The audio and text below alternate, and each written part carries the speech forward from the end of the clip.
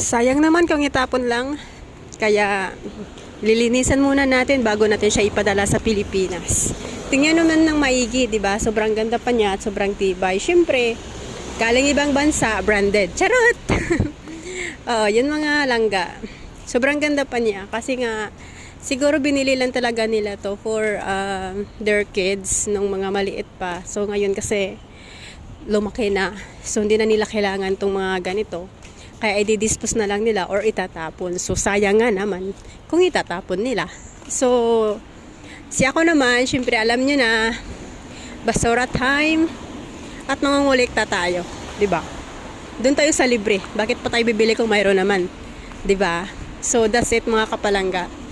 Thank you for watching. Bye.